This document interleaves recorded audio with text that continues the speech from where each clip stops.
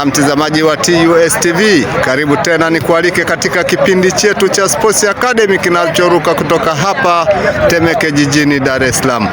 Nipo katika uwanja wa Tandika Mabatini ambapo mchezo wa vijana chini ya miaka 17 ambao ni viporo umemalizika, mchezo uliozikutanisha kati ya Young Tiger na hii timu ya Rangers Sports Center.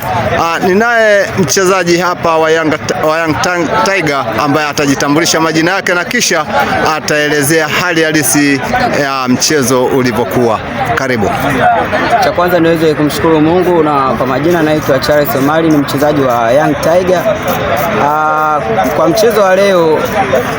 mchezo wa leo tulikuwa hatuna bahati katika mchezo huu, kwani wenzetu waliweza kuwa bora sana katika eneo la kiungo, na sisi pia katika michezo mingine tutaweza kujitahidi kadri tuwezavyo tuweze kuboresha safu yetu ya kiungo.